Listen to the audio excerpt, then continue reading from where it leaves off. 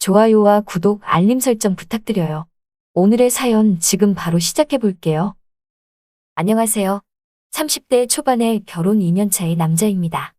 저보다 10살 연하의 아내는 클럽에서 처음 만났습니다. 친하게 지내던 후배의 생일 파티 때 놀러간 클럽에서 어쩌다 처음 만났는데 나이차가 많이 나는데도 대화가 잘 통하던 아내에게 하룻밤 상대가 아니라 그 이상의 감정을 느껴 연애를 시작하려던 차였습니다. 아내에게 고백을 하려고 약속을 잡고 고백을 하기로 해 만난 그날의 아내는 혼자 온 게 아니라 친언니로 보이는 사람과 같이 나왔더라고요. 묘하게 아내를 닮았는데 파릇파릇한 21살 여대생인 아내와는 다르게 묘하게 풍기는 성숙미가 느껴졌습니다. 큰언니인가 생각했던 이유가 아내와는 터울이 조금 있어 보이는 제 또래 정도로 보이던 외모 때문이었어요. 당시 아내에게 고백한 게 잘 안 되면 옆에 있는 언니라도 어떻게 해봐야지 하는 마음에 눈웃음을 치고 끼부리며 인사를 했습니다. 그런데 아내가 언니로 보이는 사람을 저에게 소개할 때 너무 깜짝 놀라 마시던 커피를 뿜어버릴 뻔했습니다. 제가 큰언니로 착각한 사람은 아내의 엄마, 그러니까 저희 장모님이었습니다. 그게 저와 장모님과의 첫 만남입니다. 정말 제 눈을 의심했습니다. 옅은 와인색으로 염색한 머리 스타일이 대학생 딸을 가진 어머니의 모습이라고 믿기 힘들 정도로 잘 어울렸습니다. 민소매의 원피스를 입고 계셨는데 팔뚝에도 늘어진 군살 하나 없이 탄탄했습니다. 피부도 어찌나 고운지 화장기가 거의 보이질 않는데도 주름 하나 보이지 않았어요. 아내의 외모를 그대로 가져다 박은 듯한 외모 또한 오히려 성숙미가 느껴져서 그런지 한층 더 고혹적인 분위기를 내뿜었습니다. 어머니가 참 예쁘시다고 분위기를 돌리고 있는데 어두운 표정에 아내가 저에게 전한 의외의 소식. 아내의 임신이었습니다. 그래서 장모님하고 데이트 자리에 같이 나온 거고 저의 생각이 어떠한지 알아보기 위해 만들어진 자리였습니다. 장모님은 아내를 나무라며 닮을 게 없어서 21살에 애 낳는 것까지 닮느냐며 뭐라고 하셨습니다. 저에게 화를 내실 줄 알았는데 저를 탓하거나 하지는 않으셨어요.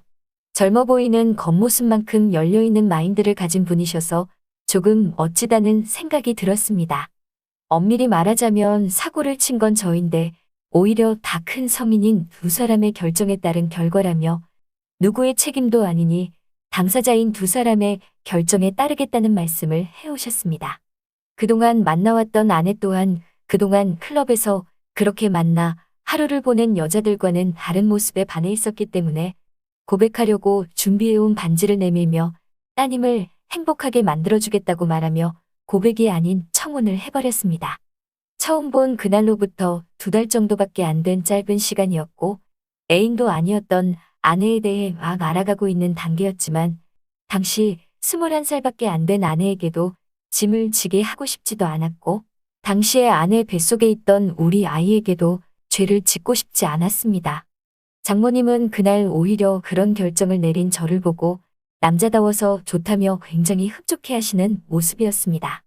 그렇게 아내와 저는 만난 지 2달 만에 결혼을 다짐하게 되었고 순식간에 모든 준비를 마치고 아내의 배가 불러오기 전 결혼식을 올렸습니다. 결혼식장에서 드레스를 입고 있는 아내도 아름다웠지만 혼주석에 고운 한복을 입고 앉아 계신 장모님도 너무 고우셨어요. 결혼식장에 있는 하객들까지 통틀어서도 장모님보다 예쁜 사람은 보이지 않았습니다. 전생에 나라를 구해서 21살짜리 여자를 데려가냐며 놀리던 친구들도 저에게 다가와 귓속말로 너네 장모님 미모가 장난 아니라며 칭찬을 해주는데 제가 더 뿌듯하더군요. 아무튼 그렇게 결혼식을 마치고 아내와 저희 결혼 생활이 시작되었습니다. 신혼 때는 다들 그렇든 너무 행복하지요. 퇴근하고 돌아오면 10살 연하의 아내가 반겨주는데 이따금씩 그 사실이 믿기지 않을 정도였으니까요. 그렇게 점차 아내의 배가 불러오기 시작했고 건강한 아들을 출산했습니다. 문제는 아내가 출산 후 받는 스트레스였어요. 나름 명문대를 다니던 아내는 이렇게 자기는 원하던 공부도 끝마치지 못하고 이대로 아무런 경험 없이 끝날 자기 자신을 한탄하기 시작했습니다. 아내가 공부를 마치고 사회생활을 하는 걸 반대하지는 않았습니다.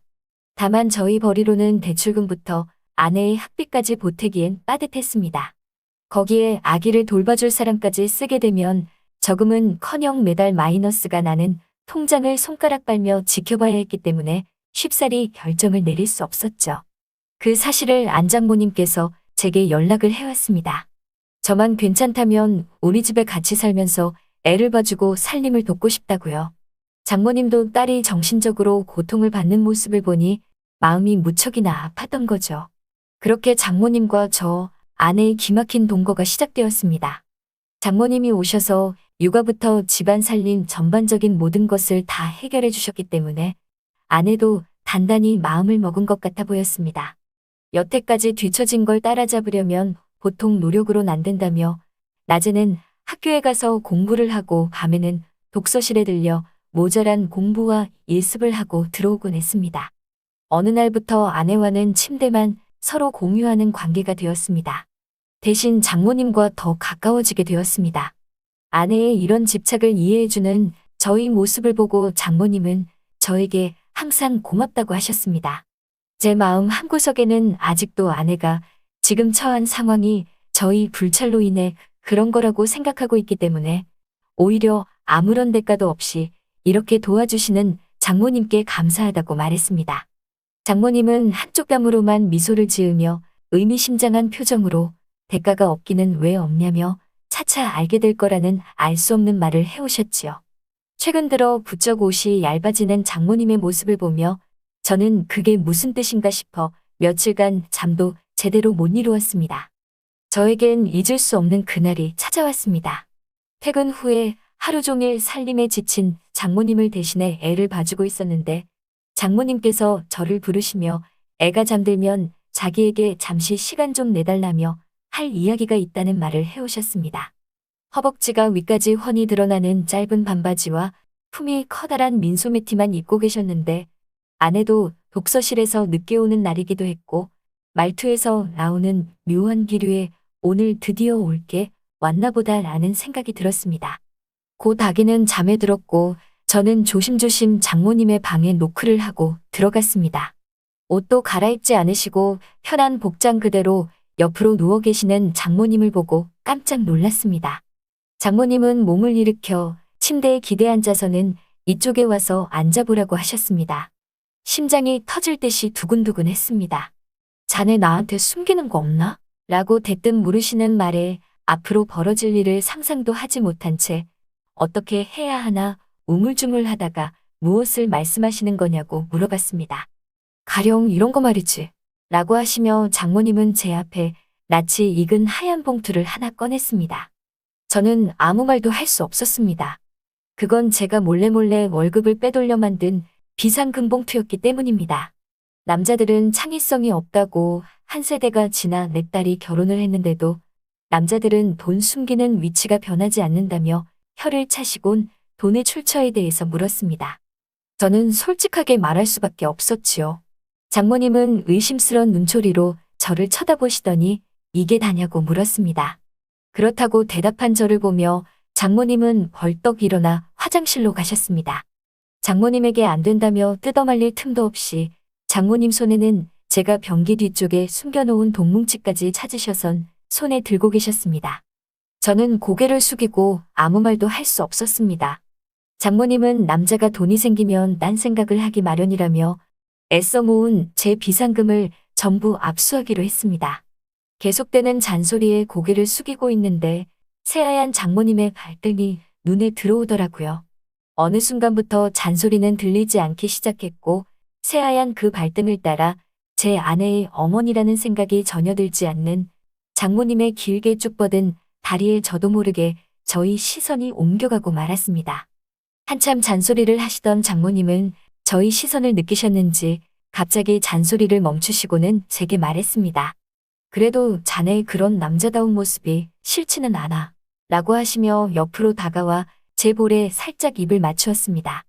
그 순간 머릿속이 새하얘지더니 저는 이성을 잃고 장모님을 강하게 끌어안아버리고 말았습니다.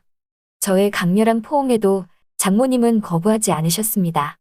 서로의 눈이 마주치고 잠깐의 정적이 생긴 뒤 저도 모르게 저희 얼굴을 장모님 가까이 움직이고 있던 찰나 장모님이 저를 살짝 밀어내시면서 딸아이가 올 시간이 다 되었으니 이 이야기는 나중에 다시 하자는 말을 하시곤 방으로 들어가셨습니다. 저는 그렇게 제 품에 살짝 남아있는 장모님의 향기를 느끼며 장모님의 방문 쪽을 바라보고 있었습니다. 이 글을 쓰는 지금도 아내가 독서실에 들려 늦게 오는 날이 되면 저는 둘만의 새로운 비밀을 즐기고 있습니다. 이래선 안 되는 걸 알지만 일주일 내내 얼굴 한번 보기 힘든 아내보다 매일 퇴근하는 저를 반겨주시는 장모님이 더 저희 아내인 것만 같습니다. 제 이야기는 여기까지입니다. 감사합니다. 오늘의 사연은 여기까지네요. 긴 사연 끝까지 들어주셔서 감사합니다. 구독과 좋아요 잊지 말아주세요.